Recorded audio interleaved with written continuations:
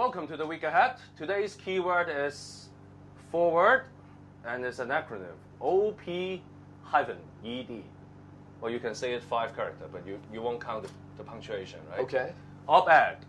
Op-ed. Op-ed. Yeah. And op-ed stands for? The op-ed, in our case, was in defense of mainlanders. Yeah, the long form of it is opinion. An editorial. Opinion editorial. Yes. Yeah, it so is the opinion of the editor. Yeah, today we want to talk about Andrew's op-ed.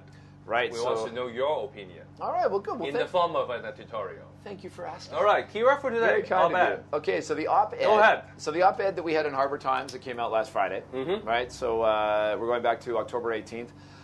It's part of a 2-part series on immigration and the future of Hong Kong. Okay, so what we're looking at is this vital, kind of this key statistic in that Hong Kong's labor force is going to start to shrink in 2018. Of course. That's 5 years. I mean, and when people talk about aging demographics and all the problems associated with that, you end up with one person supporting 3, 4 elderly people. And you're talking about a significant shrinkage. Yeah. You're talking about more than 100,000 shrinkage in the next 5 years. I mean, it's going to be dramatic. And people think, oh, yeah, that's far away. No, it's not. It's going to happen. It's happening right now. And the situation is going to get worse. Hong Kong's fortunate that we've got a big cash pile to try and mitigate some of the problems that are going to be associated with taking care of the old people. But the other kind of factor that comes into place, this is happening all over the developed world. Yep. Right? Japan, very anti-immigration. Their population is actually shrinking. And, that goes to one of the things is that immigration is the key. Okay? And for Hong Kong right now, our biggest source of immigration, of course, are people from the mainland. And there's this, and people right now are all up in arms about it. And I think everybody knows the myriad of issues. Every time you turn around, it's something new, And as one woman said, I think it was in the SCMP, she's like, first I couldn't get a hospital bed, then I couldn't get milk powder, now the kids are getting older, now I can't get places for my kids in school. Following that pattern, probably the next one would be like, you won't be able to get violin and piano tutors. That's going to be the next shortage. And I think next week, the Legislative Council is going to have a debate on preferential treatment for Hong Kong citizens. Yes, and it already... That's a policy. It already started with the stamp duties. Yep. Then we had the export bans on milk powder. There's all this going on, and every time somebody behaves badly in the MTR, lets their kid take a pee or whatever, it's like all over YouTube, and people having fights, and it's really funny because you've got kind of the high and the low, but I've got a personal experience with that.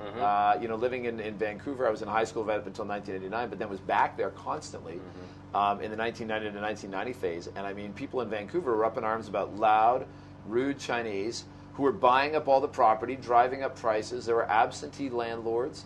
People didn't know how to behave. They didn't respect the local customs, right? Which is everything I hear Hong Kongers complaining about today, except for the problem then was Hong Kongers in Vancouver.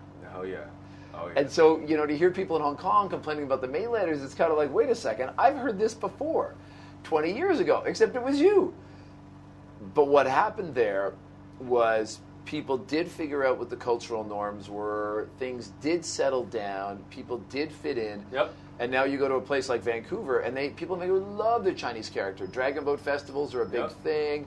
And Vancouver's even the kind of the original, whether they're descended from Italians or Irish or English or Scottish or whatever, they love they're proud of the Chinese food in Vancouver. It's become a real part of the culture. Yeah, and the Chinese New Year, of course. Chinese New Year, huge thing in Vancouver, and everybody loves it. Yep. My nephews were they were there in Vancouver. They're all learning about Chinese New Year and all that stuff.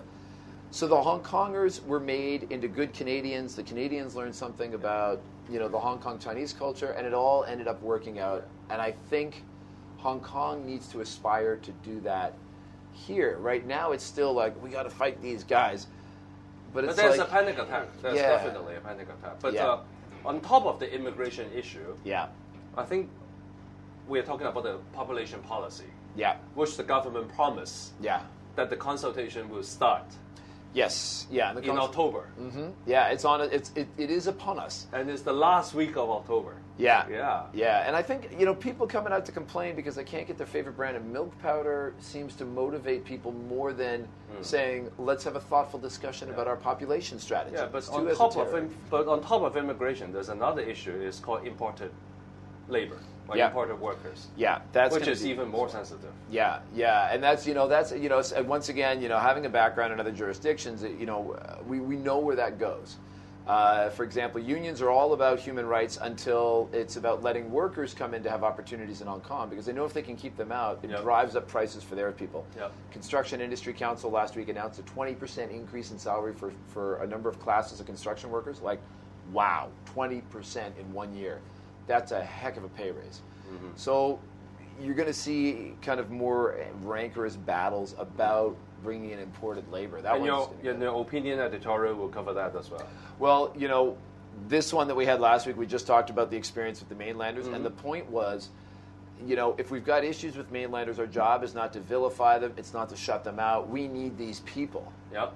It's self-preservation, we need these people. So, my argument is that the attitude is we should try to do what Canada did, kind of by design, kind of by accident, but we should try to take these people and make them into great Hong Kongers and say, okay, it's different. Okay, we respect where you're coming from. That's great. That's part of our heritage too. Mm-hmm. Let's face it, 98, 99% of Hong Kongers are Han Chinese, right? Yep. That's where we're from. Don't get down on grandma. So we're saying seduce them. Say, hey, here's what we love about Hong Kong. Come and be like us. Next edition, November 1st edition of Harbour Times, we're going to talk about the immigration policy in particular, and a radical change of thinking in that. But I don't want to give too much away. All right, we can talk somebody about else that next steal week. my idea. Yeah. Well, anyway, I think the essence of an opinion editorial, an op-ed, which is the keyword for today, is that it states opinion. Yeah. But nowadays in Hong Kong, there are just too many emotional outbursts. Yeah. In writing articles. Yeah. Rather than rational arguments and opinion. Yeah. So I think a good op-ed is worth to read. And we hope you can distinguish an opinion editorial to an emotional outburst. Yeah, I hope so. I hope we've got, I get emotional sometimes, but I hope I've got good op-eds. Thank you. Thanks, Vincent. All right.